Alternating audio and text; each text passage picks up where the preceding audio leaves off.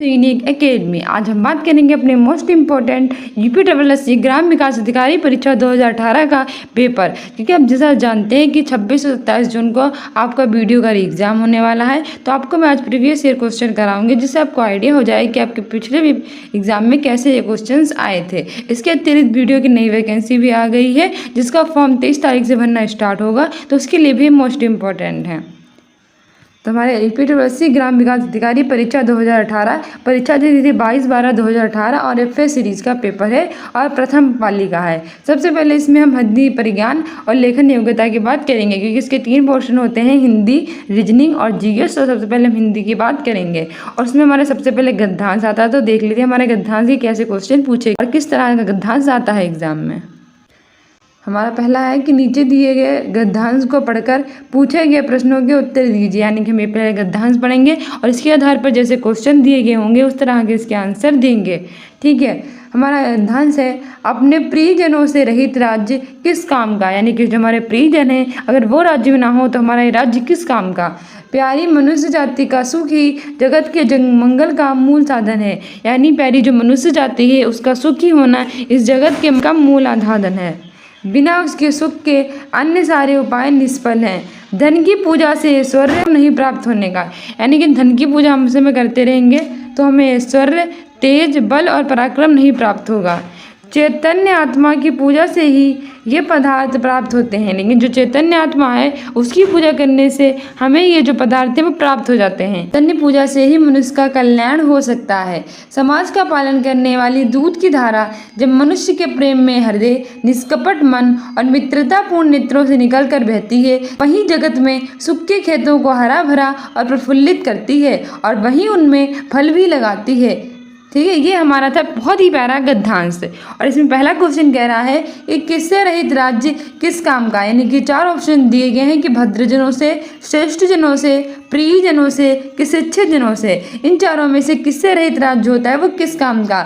तो हमने अभी ऊपर देखा भी था, हमारा क्वेश्चन दिया भी गया था कि अपने प्रियजनों से रहित राज्य किस काम का। तो किससे प्रियजनों से रहित राज्य किस काम का, जो प्रियजन है। तो हमारा ऑप्शन देख लेते हैं क्या था, और इसमें भी हमारा दिया गया है प्रियजनों से। ठीक है, तो हमारा प्रियजन यानी ऑप्शन सी सही हो जाएगा। यानी कि प्रियजनों से रहित राज्य किस काम का। इस तरह से आप अपना गद्यांश पढ़ा कीजिए, उसके बाद क्वेश्चन देख लिया कीजिए। ठीक है, आगे बढ़ते हैं। इसमें दिया गया भी है आपका आंसर सी। क्या दिया गया है, आंसर सी। गद्यांश की प्रथम पंक्ति में स्पष्ट रूप से उल्लिखित है कि आपने प्रियजनों से रहित राज्य किस काम का। मैं आपको बता चुकी हूँ कि गद्यांश की पहली पंक्ति में ही दिया गया था कि अपने प्रियजनों से रहित राज्य किसी काम का नहीं है। आज दूसरा क्वेश्चन कह रहा है कि जगत का अर्थ है, यानी कि जो जगत है उसका क्या अर्थ है। ऑप्शन ए समाज, ऑप्शन बी संसार, ऑप्शन सी देश, ऑप्शन डी प्रदेश। अगर हम बात करें जगत की तो जगत का अर्थ होता है संसार। क्या होता है जगत का अर्थ, संसार। आगे बढ़ते हैं, आगे हमसे कह रहा है आंसर बी, जगत का अर्थ है संसार। ऑप्शन सी कह रहा है कि निष्फल का आशय, यानी कि जो निष्फल है उसका क्या आशय है। ऑप्शन ए अधूरा, ऑप्शन बी फलदायी, ऑप्शन सी सार्थक, ऑप्शन डी व्यर्थ। अगर हम बात करें निष्फल की तो उसका अर्थ होता है व्यर्थ। क्या होता है निष्फल का आशय, उसका आशय होता है व्यर्थ, यानी कि निष्फल है, यानी कि ये व्यर्थ है चीज़। आगे देख लेते हैं, आगे कह भी रहा है कि निष्फल, उत्तर दी हमारा सही है, निष्फल का आशय है व्यर्थ। चौथा क्वेश्चन कह रहा है कि सूखे खेतों को हरा भरा और प्रफुल्लित करने का अर्थ है। यानी कि जो सूखे खेत हैं उनको हरा भरा और प्रफुल्लित करने का क्या अर्थ है। ऑप्शन ए है जीवन को सुखमय बनाना, ऑप्शन बी है जीवन को दुखमय बनाना, ऑप्शन सी है खेतों की सिंचाई करना, ऑप्शन डी है कि जीवन को संकट में डालना। अगर हम बात करें सूखे खेतों को हरा भरा और प्रफुल्लित बनाने की तो उसका मतलब होता है जीवन को सुखमय बनाना। क्या बनाना, जीवन को सुखमय बनाना। जीवन को दुखमय बनाना है तो हो ही नहीं सकता, क्योंकि सूखे खेतों को हरा भरा और प्रफुल्लित करने का अर्थ पूछा है। खेतों की सिंचाई करना नहीं, कोई अर्थ ही नहीं निकल रहा। जीवन को संकट में क्यों डालेंगे, तो ये तीनों नहीं हो जाएंगे। हमारा ऑप्शन ए सही हो जाएगा कि जीवन को सुखमय बनाना होता है सूखे खेतों को हरा भरा और प्रफुल्लित करना। आगे देख लेते हैं, अपना क्वेश्चन दिया भी गया है कि सूखे खेतों को हरा भरा प्रफुल्लित करने का अर्थ है जीवन को सुखमय बनाना। हमारा क्वेश्चन कह रहा है कि निम्न में से दीर्घ स्वर है। यानी कि 4 क्वेश्चन दिए गए हैं, इनमें में से हमारा दीर्घ स्वर कौन सा है। ऑप्शन ए है छोटी ई, ऑप्शन बी है बड़ी ई, ऑप्शन सी है ए और ऑप्शन डी है ऐसे एड़ी और ऑप्शन डी है ए, यानी कि ए से एन वाला। तो हमारा कौन सा दीर्घ स्वर है? अगर हम बात करें छोटी ई की, तो ये तो हमारा क्या हो जाएगा? हस्व स्वर हो जाएगा। क्या हो जाएगा? हस्व स्वर। क्योंकि 3 स्वर होते हैं, हस्व स्वर, दीर्घ स्वर और प्लातु स्वर। उसमें जो हस्व स्वर होता है वो छोटा आ, छोटी ई, छोटा ऊ और ऋषि होता है। क्या होता है हमारा हस्व स्वर? छोटा आ, छोटी ई और छोटा ऊ और हमारा होता है ऋषि। ये हमारे 4 होते हैं हस्व स्वर। इसके अतिरिक्त जो दीर्घ स्वर होते हैं वो हमारा होता है बड़ी ई, बड़ा आ, बड़ा ऊ। ठीक है, तो ये हमारा बड़ी ई जो हो जाएगा वो हमारा हो जाएगा दीर्घ स्वर। ठीक है, उसके बाद हमारा ए, और जो ए है वो हमारे 2 स्वरों से मिलकर बना है, इसीलिए ये हमारा हो जाएगा संयुक्त स्वर। क्या हो जाएगा? संयुक्त स्वर, क्योंकि ये छोटा आ और हमारा ई से मिलकर बना है, और ये वाला हमारा छोटा आ और ए से मिलकर बना है। ठीक है, तो ये हमारा दोनों हो जाएंगे संयुक्त स्वर। ये हमारा आ जाएगा दीर्घ स्वर। आगे देख लेते हैं। आगे और हमारा दिया भी गया है कि आंसर बी सही हो जाएगा। और इसमें हमारा कहा गया है कि बड़ा आ, बड़ी ई, बड़ा ऊ दीर्घ स्वर है। जो बड़ा आ है, बड़ी ई है और बड़ा ऊ हमारे दीर्घ स्वर है। जबकि छोटा आ, छोटी ई, बड़ा ऊ और ऋषि ये हमारे हैं, ये बड़ा ऊ नहीं है, ये हमारा छोटा ऊ है। छोटा आ, छोटी ई, छोटा ऊ और ऋषि ये हमारे हस्व स्वर हैं। जबकि ऐसे एड़ी, ऐसे एनक, ओ से ओखली, ओ से औरत ये हमारे क्या हो जाएंगे? संयुक्त स्वर हो जाएंगे। ठीक है, याद रखना, हमारे एग्जाम्स के लिए काफ़ी इंपॉर्टेंट है। आगे कह रहा है निम्न में से अंत्यस्था व्यंजन है, यानी कि इन चारों में से जो हमारा अंत्यस्था व्यंजन है वो कौन सा है? अगर बात करें अपने अंत्यस्था व्यंजन की, तो वो हमारा गा है, जा है, बा है, किस्सा है। अंत्यस्था व्यंजन 4 होते हैं, या, बा, या, रा, ला और बा। ये 4 हमारे जो होते हैं ये अंत्यस्था व्यंजन होते हैं। और इन चारों में से जो बा है ये दिया गया है, तो ऑप्शन सी हमारा सही हो जाएगा कि जो बा है वो हमारा अंत्यस्था व्यंजन है। आगे बढ़ते हैं, आगे देख लेते हैं अपना क्वेश्चन। आगे कह भी रहा है कि हमारा जो आगे कह रहा है आंसर सी हमारा सही है। यारा, लावा ये हमारे अंत्यस्था व्यंजन है। सात हजम, सात षटकोण, सात सपेरा और हाहल ये हमारे उष्म व्यंजन है। ठीक है, ये भी काफ़ी एग्जाम में पूछे जाते हैं, तो याद रखना। सात हजम, सात षटकोण, सात सपेरा ये है हमारे उसमें व्यंजन है। या गिरा, ला, लट्टू, बाबक अंत्यस्था व्यंजन है। जबकि गा और जा ये हमारे स्पर्श व्यंजन है। तो आप जानते हैं कि का से लेकर माँ तक के जो 25 व्यंजन होते हैं वो स्पर्श व्यंजन कहलाते हैं, और इसमें हमारा गा और जा आता है। ठीक है, हमारा 7वां क्वेश्चन कह रहा है कि निम्न में से अल्प प्राण व्यंजन कौन सा है, यानी कि इन चारों में से जो हमारा अल्प प्राण व्यंजन है वो कौन सा है? ऑप्शन ए है खा, ऑप्शन बी है गा, ऑप्शन सी है घा और ऑप्शन डी है ठा। अगर हम बात करें अल्प प्राण व्यंजन की, तो प्रत्येक वर्ग का पहला, तीसरा, 5वां हमारा अल्प प्राण होता है। तो अगर हम खा की बात करें तो दूसरा हमारे पहले वर्ग का वर्ग जिसमें 5 आते हैं हमारे वर्ण, का कबूतर, खा खरगोश, गा गमला, घा घड़ी और अणा खाली। उसमें जो हमारा का खा आता है ये दूसरे नंबर पे आता है, और ये हमारा इसीलिए महाप्राण हो जाएगा, इसलिए हमारा गलत है।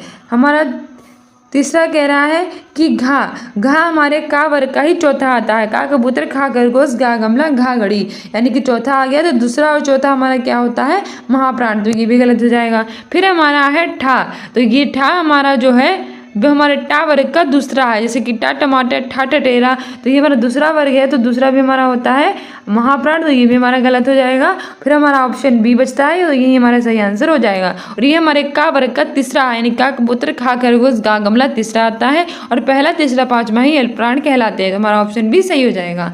ठीक है, इसकी व्याख्या हमारे लिए मोस्ट इंपॉर्टेंट है, तो इसे याद रखना। हमारे हमसे कह रहा है कि जो हमारा आंसर बी है वो हमारे सही है। गा जो है हमारा अल्पप्राण व्यंजन है, वही जो मैंने आपको बताया। जिन व्यंजनों के कारण में श्वास अल्प मात्रा में यानी कम मात्रा में निकलती है और जिनमें हकार जैसी धुन नहीं होती है उन्हें ही हम क्या कहते हैं? अल्पप्राण व्यंजन कहते हैं। प्रत्येक वर्ग का पहला, जैसे कि का कबूतर, चा चम्मच, टा टमाटर, तरबूज और पा पतंग, ये हमारे प्रत्येक वर्ग का पहला अक्षर है। और तीसरा जिसकी गा, जा, डा डमरू, ढा, दा दवात और बा, ये हमारे क्या होते हैं? प्रत्येक वर्ग के तीसरे अक्षर होते हैं। ये सब हमारे क्या है?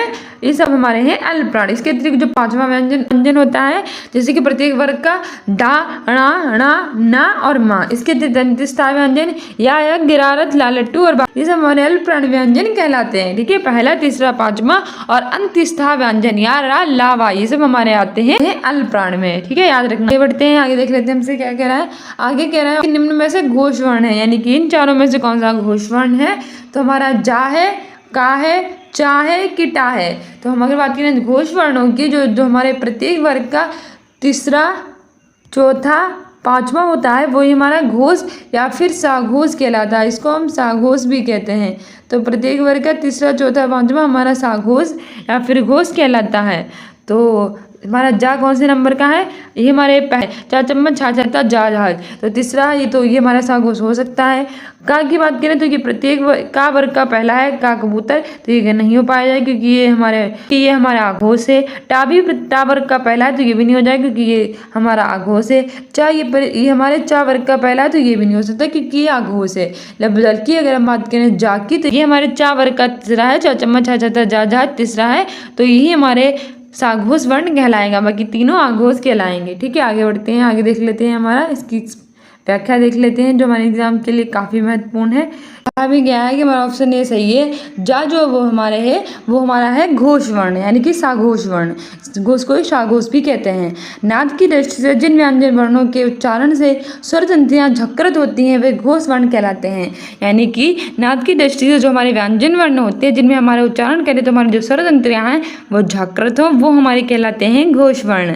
ये हमारा होता है प्रत्येक वर्ग का तीसरा, जैसे कि गा, जा, डा, डा और बा। और चौथा जैसे कि घा, झा, डा, धा, भा। और पांचवा यानी कि डा, ढा, णा, ना और मा। और सभी स्वर वर्ग या, रा, लावा और हा ये हमारे घोष वर्ण कहलाते हैं। यानी कि प्रत्येक वर्ग का दूसरा, चौथा, पांचवा जितने भी स्वर हैं और अंतस्था व्यंजन हैं, अंतस्था में या, रा, लावा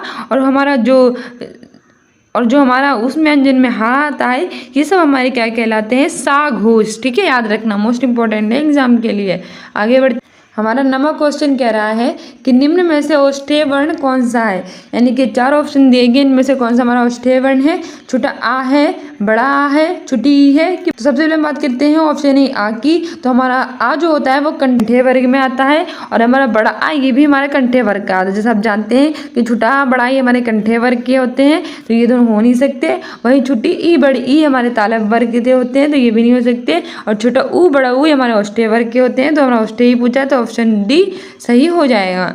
ठीक है, इसकी व्याख्या देख लेते हैं। इसकी व्याख्या क्या दी गई है कि वो औष्ठेय वर्ग है, दोनों ओठों के स्पर्श से बोले जाने वाले औष्ठेय वर्ण कहलाते हैं। यानी कि हमारे दोनों ओठे होते हैं, उनसे स्पर्श बोले जाने वाले जो वर्ण होते हैं उन्हें औष्ठेय वर्ण कहते हैं। जैसे कि छोटा ऊ, बड़ा ऊ, पा वर्ग, यानी छोटा ऊ, बड़ा ऊ और पा वर्ग के पांचों, यानी पा वर्ग में पा, पतंग, फाफल, बा बकरी और माँ मछली, पा बकरी, भा भालू और माँ मछली आते हैं। ये सब हमारे क्या कहलाते हैं?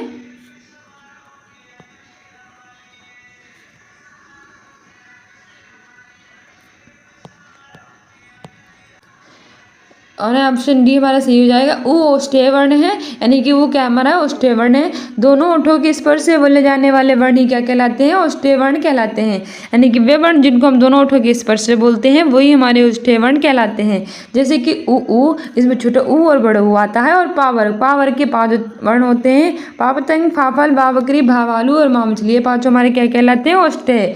छोटा आ, बड़ा ये हमारे कंठे वर्ग में आते हैं और छोटी बड़ी तालब वर्ण में। ठीक है, मैंने आपको पहले बता दिया था। 10वां क्वेश्चन कह रहा है कि निम्न में से योग गुण शब्द है, यानी कि इन चारों में से कौन सा हमारा योग गुण है? ऑप्शन ए है पीला, ऑप्शन बी है जलद, ऑप्शन सी है पर और ऑप्शन डी है दूध वाला। तो इन चारों में से कौन सा हमारा योग गुण शब्द है? अगर हम बात करें योग गुण की, योग गुण को हम पर्यायवाची भी कह सकते हैं। और इन चारों में से कौन सा पर्यायवाची है? जो हमारा जलज है यही हमारा पर्यायवाची है, यानी कमल का होता है पर्यायवाची, तो यही हमारा योग गुण भी कहलाएगा। और दूध वाले की बात करें तो ये 2 शब्दों से मिलकर बना है, दूध प्लस वाला, तो ये हमारा यौगिक शब्द हो जाएगा। ठीक है, और भाई जो पीला होता है ये हमारा क्या हो जाएगा? पीला जो है वो हमारा रूढ़ शब्द हो जाएगा, क्योंकि इसके और टुकड़े नहीं कह सकते हैं। बढ़ते हैं आगे, देख लेते हैं हमारा मोस्ट इंपॉर्टेंट क्वेश्चन कौन सा है। इसका 10वें का बी सही था। ठीक है, इस व्याख्या देख लेते हैं। हमारा ऑप्शन बी सही है, जलज, यानी कि जल प्लस जा, जिसका अर्थ होता है जल में उत्पन्न होना, किंतु इससे कमल का अर्थ लिया जाएगा था। जलज शब्द योगरूढ़ होता है। ऐसे शब्द जो युक्त तो होते हैं किंतु अर्थ के विचार से अपना जो सामान्य अर्थ होता है उसको छोड़कर विशेष अर्थ के परिचायक होते हैं, उन्हें हम क्या कहते हैं? योगरूढ़ कहे जाते हैं। ठीक है, आगे बढ़ते हैं, आगे देख लेते हैं हमारा मोस्ट इंपॉर्टेंट क्वेश्चन। आगे हमारा मोस्ट इम्पोर्टेंट क्वेश्चन है कि 11वां कि महोत्सव का संधि विच्छेद होगा, यानी कि जो हमारा महोत्सव है उसका क्या संधि विच्छेद होगा। ऑप्शन ए है मह प्लस उत्सव, ऑप्शन बी है मही प्लस उत्सव, ऑप्शन सी है महा प्लस उत्सव, ऑप्शन डी है मही प्लस उत्सव। अगर हम बात करें महोत्सव की तो उसका संधि विच्छेद होता है महा प्लस उत्सव। क्या होता है? महा प्लस उत्सव, यानी कि ऑप्शन सी सही हो जाएगा। और महोत्सव में कौन सी संधि है? इसमें आ प्लस उ बराबर ओ, यानी कि हमारी गुण संधि है। तो महोत्सव में हमारी गुण संधि है और इसमें हमारा जो संधि विच्छेद है वो महा प्लस उत्सव है।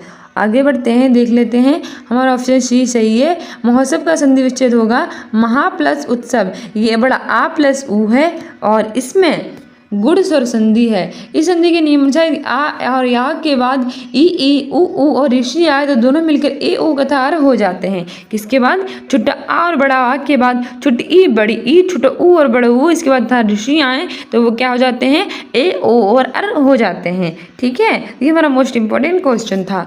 आगे हमारा 12वां क्वेश्चन कह रहा है कि बैलगाड़ी में समास है, यानी कि जो बैलगाड़ी है उसमें कौन सा समास है। ऑप्शन ए द्वंद्व, ऑप्शन बी द्विगु, ऑप्शन सी विभाव और ऑप्शन डी तत्पुरुष। अगर हम बात करें बैल की तो बैलगाड़ी जो होता है वो उसका मतलब होता है कि बैलों की गाड़ी। ठीक है, बैल की गाड़ी या फिर बैलों की गाड़ी, ये होता है उसका मतलब। तो वो हमारा आता है तत्पुरुष समास में। ठीक है, इसमें आता है तत्पुरुष में। जबकि द्वंद्व उसके लिए प्रयोग होता है जब दोनों समान रूप में हो, हमारे लिए दोनों का महत्व हो, जैसे कि माता पिता दिन रात हमारे दोनों का महत्व है, तो ये द्वंद्व समास होगा। द्विगु समास की बात करें तो द्विगु समास में संख्या का प्रयोग किया जाता है, तो ये भी नहीं होगा। और अभिभाव समास में जो अभिभाव समास की बात करें तो इसमें या तो हमारा उपसर्ग का प्रयोग होता है और या फिर पहला शब्द अव्यय होता है। ठीक है, यानी ऑप्शन डी हमारा सही हो जाएगा। इसकी व्याख्या देख लेते हैं। इसकी व्याख्या की गई है कि बैलगाड़ी का समास विग्रह है बैल की गाड़ी, इसमें तत्पुरुष समास है। इस समास में उत्तर पद क्या होता है? प्रधान होता है। क्वेश्चन कह रहा है कि आगमन में उपसर्ग, यानी कि जो आगमन है उसका क्या उपसर्ग है हमारा। ऑप्शन ए है आ, ऑप्शन बी है आ, ऑप्शन सी है आग और ऑप्शन डी है मन। तो आग और मन का कोई लेना देना ही नहीं है। और हमारा जो आ है उसमें बड़ा आ उपसर्ग है आ प्लस गमन। क्या होता है हमारा? आ प्लस गमन। तो हमारा सही ऑप्शन हो जाएगा ऑप्शन ए, हमारा आगमन सही है। आगे बढ़ते हैं, इसकी व्याख्या देख लेते हैं। आगमन में बड़ा आ उपसर्ग है। आ उपसर्ग का अर्थ होता है सीमा और समेत कभी विपरीत उस उपसर्ग से निर्मित अन्य शब्द हैं आकाश, आकर्षण, आरंभ, आक्रमण, अचरज और आजीवन। ठीक है, कौन से हमारे शब्द हैं? मोस्ट इंपॉर्टेंट है, याद रखना। हो सकता है इनमें से कोई क्वेश्चन पूछ ले। आकाश, आकर्षण, आरंभ, आक्रमण, आचरण और आजीवन। ठीक है, 14वां क्वेश्चन हमारा कह रहा है कि रसोईया में प्रत्यय, यानी कि जो रसोईया उसमें कौन सा प्रत्यय है। तो रसोईया हमारे दो शब्दों से मिलकर बना है, रसोई प्लस ईया। ठीक है, क्या जिससे मिलकर बना है? रसोई प्लस ईया, रसोई प्लस ईया। तो इसमें ई मिलकर बड़ी ई हो गई तो हमारा रसोईया हो गया है। तो हमारा कौन सा प्रत्यय है इसमें? या है तो नहीं हो सकता, या है सही हो जाएगा। जो या है वही हमारे रसोईया में प्रयोग होता है। आगे बढ़ते हैं, आगे देख लेते हैं इसकी व्याख्या। और ऑप्शन सी कह रहा था बड़ा आ और ऑप्शन डी कह रहा था रस। तो वैसे भी हमारा ऑप्शन बी ही सही था, रसोईया में ईया प्रत्यय का प्रयोग हुआ है। 15वां क्वेश्चन कह रहा है कि निम्न में से कौन सा शब्द तत्सम है, यानी कि इन चारों में से कौन सा शब्द तत्सम है। ऑप्शन ए है क्षेत्र, ऑप्शन बी है गधा, ऑप्शन सी है गाय, ऑप्शन डी है घर। अगर हम बात करें तत्सम की तो इन चारों में से हमारा तत्सम हो जाएगा क्षेत्र। क्या हो जाएगा? क्षेत्र। गधा जो है वो हमारा तद्भव है, उसका तत्सम गधर्व है, तो ये गलत हो जाएगा। घर जो है वो हमारा तद्भव है, इसका तत्सम गृह हो जाएगा, तो ये भी गलत है। गाय की बात करें तो ये हमारा तद्भव है और इसका तत्सम क्या हो जाएगा? गो, तो ये भी हमारा गलत है। और हमसे तत्सम पूछा है तो हमारा क्षेत्र सही हो जाएगा और इसका तद्भव क्या होगा? खेत होगा। ठीक है, आगे बढ़ते हैं और देख लेते हैं इसकी व्याख्या। तो इसकी व्याख्या भी दी गई है कि हमारा ऑप्शन ए सही है। क्षेत्र जो है वो सब तत्सम है जिसका तद्भव होता है खेत। गधा, गाय और ये घर है, ये हमारे तद्भव में। इनके क्रमण तत्सम क्रमण से गधर्व, यानी कि गधा का गधर्व, गाय का गो और जो हमारा घर है उसका गृह हो जाएगा। ठीक है, हमारा 16वां क्वेश्चन कह रहा है कि निम्न में से कौन सा शब्द तद्भव है, यानी कि इन चारों में से कौन सा शब्द तद्भव है। हमारा ऑप्शन ए है यौवन, ऑप्शन बी है निर्झर, ऑप्शन सी है जीव और ऑप्शन डी है स्थान। तो अगर हम तद्भव की तो हमारा ऑप्शन जो सी है वो सही हो जाएगा। जो जीव है वो हमारा एक तद्भव शब्द है, क्योंकि जो हमारा यौवन है वो हमारा तत्सम है, निर्झर है ये भी हमारा तत्सम है और स्थान ये भी हमारा तत्सम है। तो हमारा तद्भव पूछा है तो हमारा ऑप्शन सी सही हो गया। जीव हो जाएगा हमारा तद्भव और इसका तत्सम हो गया आएगा जीभा। क्या हो जाएगा? जीभा। आगे बढ़ते हैं और इसकी व्याख्या देख लेते हैं। जीव शब्द हमारा तद्भव है और जिसका तत्सम होगा जीहा, हमारा होगा इसका तत्सम। आगे हमारा 17वां क्वेश्चन कह रहा है कि निम्न में से कौन सा शब्द देशज है, यानी कि इन चारों क्वेश्चन में से हमारा कौन सा शब्द देशज है। ऑप्शन ए है गोबर, ऑप्शन बी है घोड़ा, ऑप्शन सी है हल्दी और ऑप्शन डी है कटोरा। तो अगर हम बात करें देशज की, तो हमारे वे शब्द जो अज्ञात होते हैं और पता नहीं होता है कि वो कहाँ से आए हैं, तो वही हमारे देशज शब्द कहलाते हैं। तो जो हमारा कटोरा शब्द है यही हमारा देशज है। क्या हमारा हो जाएगा, कटोरा शब्द सही हो जाएगा, ऑप्शन डी। और तो हमारा ऑप्शन डी सही हो जाएगा क्योंकि जो कटोरा है वो हमारा देश शब्द है। ठीक है। और हल्दी की बात करें तो ये हमारा तद्भव है और इसका तत्सम हर्दिका होता है। घोड़ा की बात करें तो ये हमारा तद्भव है, इसका तत्सम घोटक होता है। और ठीक है, आगे देख लेते हैं इसकी व्याख्या। कहा भी गया है कि कटोरा शब्द हमारा देशज है वे शब्द जो विभिन्न बोलियों या फिर भारतीय भाषाओं से हिंदी में आए हैं और जिनका स्रोत यानी कि वो कहाँ से आए इसके बारे में पता नहीं होता है, यानी कि वो अज्ञात होते हैं, उन्हें देश शब्द कहा जाता है। जैसे कि होते हैं जूता, कटोरा, खिचड़ी, पगड़ी, डिबिया, तेंदुआ आदि। ये मोस्ट इंपॉर्टेंट है, याद रखना। हो सकता है इनसे कोई क्वेश्चन पूछ ले कि जूता हमारा कौन सा शब्द है, फिर कटोरा या खिचड़ी या पगड़ी, डिबिया, तेंदुआ, ये सब हमारे कैसे शब्द हैं, ये सब हमारे देशज शब्द हैं। 18वां कह रहा है कि निम्न में से कौन सा शब्द विदेशी है, यानी 11 में से कौन सा शब्द विदेशी है। तो ऑप्शन ए है टिकट, ऑप्शन बी है मध्य, ऑप्शन सी है मयूर, ऑप्शन डी है बचन। तो अगर हम बात करें विदेशी शब्दों की तो हमारा जो टिकट है ये हमारा विदेशी शब्द हो जाएगा। इसके अंदर मयूर है, ये हमारा तत्सम है, इसका तद्भव होता है मोर। आगे बढ़ते हैं, आगे देख लेते हैं हमारा कौन सा क्वेश्चन है। आगे कह रहा है कि टिकट शब्द अंग्रेजी भाषा का शब्द है तो ये शब्द विदेशी है। मयूर शब्द तत्सम है जिसका होता है मोर, यानी कि वही है जो मैंने आपको अभी व्याख्या की है, वही व्याख्या इसमें दी गई है। आगे 19वां शब्द कह रहा है कि निम्न में से संज्ञा शब्द है, यानी कि इन चारों में से कौन सी हमारी संज्ञा शब्द है। ऑप्शन बी ए है हरा, ऑप्शन बी है पतला, ऑप्शन सी है सभा, ऑप्शन डी है गहरा। तो इन चारों में से हमारा कौन सा, ऑप्शन सी सही हो जाएगा। सभा जो होती है वो हमारे संज्ञा होती है और वो भी समूहवाचक संज्ञा होती है। ठीक है, हम लोग इकट्ठा होते हैं सभा में, तो ये हमारी समूहवाचक संज्ञा है, इसको याद रखना। आगे देख लेते हैं इसकी व्याख्या।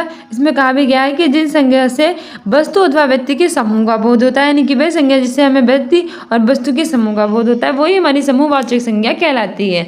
और ये हमारे कौन कौन सी होती है, सभा, दल, गिरोह, गुच्छा, कुंज, मंडल आदि। यानी कौन सी होती है, सभा, दल, गिरोह, गुच्छा, कुंज, मंडल आदि, ये सब हमारी होती है समूहवाचक संज्ञा। इसका क्वेश्चन कह रहा है कि निम्न में से सर्वनाम शब्द हैं, यानी कि हमारे चारों ऑप्शन दिए गए, इनमें से कौन सा हमारा सर्वनाम शब्द है। ऑप्शन ए है नींद, ऑप्शन बी है रोग, ऑप्शन सी है सफाई, ऑप्शन डी है कौन। तो अगर हम बात करें सर्वनाम की तो वे विकारी शब्द जो संज्ञा के स्थान पर प्रयोग किए जाते हैं वही हमारे सर्वनाम कहलाते हैं। तो इसमें से जो हमारा कौन है ये हमारा प्रश्नवाचक सर्वनाम है। क्या हमारा प्रश्नवाचक सर्वनाम है। ठीक है, ऑप्शन डी सही हो जाएगा। आगे देख लेते हैं इसकी व्याख्या। दिया गया है कि कौन सर्वनाम शब्द है, किसी भी संज्ञा के स्थान पर प्रयोग किए जाने वाले विकारी शब्द सर्वनाम कहलाते हैं। हिंदी में कुल कितने सर्वनाम हैं, ये मोस्ट इंपॉर्टेंट है, याद रखना। हिंदी में कुल के सर्वनाम होते हैं 11। कितने, 11। जैसे कि मैं, तू, आप, ये, वह, जो, सो, काई, कुछ, कौन, क्या, ये सब हमारे क्या हो जाएंगे, हिंदी के सर्वनाम हैं। हम आगे बढ़ते हैं और अपना ऑप्शन 21वां क्वेश्चन कह रहा है कि निम्न में से विशेषण शब्द है, यानी कि चारों में से कौन सा विशेषण शब्द है। ऑप्शन ए है लड़कपन, ऑप्शन बी है उचित, ऑप्शन सी है कठोरता, ऑप्शन डी है घबराहट। तो अगर विशेषण की बात करें तो वे विकारी शब्द जो संज्ञा और सर्वनाम की विशेषता बताते हैं विशेषण कहलाते हैं। तो हमारा ऑप्शन बी सही हो जाएगा, जो ऑप्शन उचित जो है वो हमारा विशेषण शब्द है। ठीक है, आगे बढ़ते हैं, आगे देख लेते हैं इसकी व्याख्या। तो ऑप्शन बी सही है, उचित शब्द विशेषण है, यह गुणवाचक विशेषण है। ये हमारा जो है कैसा विशेषण है, उचित, ये हमारा गुणवाचक विशेषण है जिससे संज्ञा के गुण, दशा, स्वभाव आदि लक्षित होते हैं, यानी आदि के बारे में पता चलता है, तो वही हमारे गुणवाचक विशेषण कहलाते हैं। 22वां क्वेश्चन कह रहा है कि निम्न में से प्रेरणार्थक क्रिया है, यानी कि चारों में से हमारी प्रेरणा देने वाली क्रिया कौन सी है। ऑप्शन उठना, ऑप्शन बी है चमकना, सी है गिराना, ऑप्शन डी है देना। तो अगर हम बात करें प्रेरणार्थक क्रिया की तो हमारा जो प्रेरणा देने वाला है वो गिराना जो हो जाएगा वो सही हो जाएगा, क्योंकि ये हमारी प्रेरणार्थक क्रिया है। ठीक है, यानी ऑप्शन सी सही है। गिराना एक प्रेरणार्थक क्रिया है जिन क्रियाओं से इस बात का बोध होता है कि कर्ता स्वयं कार्य न करके किसी दूसरे को कार्य करने के लिए प्रेरित करता है, तो वही हमारा क्या कहलाता है, प्रेरणार्थक क्रियाएं कहलाता है। यानी खुद नहीं करता है बल्कि दूसरों को कार्य करने के लिए प्रेरित करता है, और गिराना हमारी प्रेरणार्थक क्रिया है। और इसी क्वेश्चन कह रहा है कि निम्न में से अव्यय है, यानी कि इन चारों में से कौन सा अव्यय है। ऑप्शन ए है उत्तर, ऑप्शन बी है ठीक, ऑप्शन सी है जापान, ऑप्शन डी है कृष्णा। अगर हम बात करें अव्यय की तो हमारा जो ठीक शब्द है वो हमारा अव्यय हो जाएगा, यानी ऑप्शन बी सही हो जाएगा। प्रश्नगत विकल्पों में ठीक अव्यय है ऐसे क्रिया विशेषण जो किसी दूसरे शब्दों से मेल नहीं खाते हैं, मेल कहलाते हैं। यानी कि हमारे वे क्रिया विशेषण जो खुद से मेल खाते हैं कि दूसरे से मेल नहीं खाते, तो वो हमारे मूल क्रिया विशेषण कहलाते हैं। जैसे कि ठीक, दूर, अचानक, फिर, नहीं, क्या होते हैं हमारे ठीक, दूर, अचानक, फिर और नहीं, ये सब हमारे होते हैं अव्यय। ठीक, दूर, अचानक, फिर और नहीं, ठीक है, याद रखना हमारे मोस्ट इंपॉर्टेंट है। ठीक, दूर, अचानक, फिर, नहीं हमारे अव्यय हैं। 24वां क्वेश्चन कह रहा है कि पंछी का पर्यायवाची है, इन चारों में से हमारे पंछी का पर्यायवाची कौन सा है। ऑप्शन ए है भूधर, ऑप्शन बी है मीन, ऑप्शन सी है ब्रंद, ऑप्शन डी है बिहग। अगर हम बात करें पंछी की तो पंछी का पर्यायवाची होता है बिहग। क्या होता है पर्यायवाची? बिहग। इसके अतिरिक्त मीन जो होता है मछली का पर्यायवाची होता है। किसका मीन होता है? मीन और मत्स्य क्या होता है? मछली का। और पंछी का पर्यायवाची है बिहग। ठीक है, इसकी व्याख्या देख लेते हैं। पंछी का पर्यायवाची बिहग है। पंछी के अन्य पर्यायवाची हैं खग, पखेरु, परिंदा, अंडज आदि। क्या होते हैं हमारे बाकी पर्यायवाची पंछी के? खग माने पंछी, पखेरु माने पंछी, परिंदा, अंडज। ठीक है, ये चारों हैं, याद रख लेना। खग, पखेरु, परिंदा, अंडज। और जो भूधर, पर्वत और मीन है ये मछली के पर्यायवाची हैं। भूधर, पर्वत और मीन है किसके हैं? मछली के पर्यायवाची हैं। भूधर, पर्वत और मीन। ठीक है, मत्स्य मतलब मीन और पर्वत, ये भी याद रखना। पर्वत और भूधर, भूधर का मतलब पृथ्वी मत लगा देना, भूधर यहाँ पे मछली का पर्यायवाची है। आगे कह रहा है कि जटिल का विलोम होगा, यानी 25वां क्वेश्चन कह रहा है कि जटिल का क्या विलोम होगा। ऑप्शन ए है सरल, ऑप्शन बी है कठिन, ऑप्शन डी है कुटिल, ऑप्शन डी है टेढ़ा। अगर हम बात करें जटिल की तो इसका विलोम होता है सरल। सरल कठिन होता है, और सरल कठिन या फिर सरल जटिल भी कह दो तो ये दोनों होते हैं जटिल के विलोम। सरल के विलोम होते हैं जटिल और कठिन। ठीक है, इसमें जटिल पूछा है तो सरल हो जाएगा। तो डियर स्टूडेंट्स, ये थे हमारे वीडियो का प्रीवियस ईयर पेपर 2018 वाला, जो हमारे सभी एग्जाम्स के लिए काफ़ी महत्वपूर्ण था। इसके 50 क्वेश्चन आते हैं, जो 25 मैंने इस वीडियो में करवा दिए हैं। वीडियो काफ़ी लंबी हो जाएगी, इसलिए जो 25 क्वेश्चन बचते हैं वो मेरे लिए वीडियो में करवाऊंगी। सो गाइस, आपने पूरी वीडियो देखी होगी, आपको अच्छी लगी होगी तो इसे लाइक कीजिए और अपने दोस्तों के साथ शेयर भी कीजिए, जिससे उन्हें पता चले कि वीडियो का हमारा 26-27 को एग्जाम होने वाला है, उसके लिए कितने मोस्ट इंपॉर्टेंट है, और इसके अतिरिक्त जो हमारी नई वैकेंसी भी आई है उसके लिए भी काफ़ी इंपॉर्टेंट है। ठीक है, तो देख लीजिए कि आपके कौन कौन से टॉपिक से पूछे गए हैं प्रश्न और कितने इंपॉर्टेंट है हमारे लिए, और जिसके 25 क्वेश्चन को हम अपने अगले वीडियो में लेकर आऊँगी। सो भी कंटिन्यू विद नेक्स्ट वीडियो।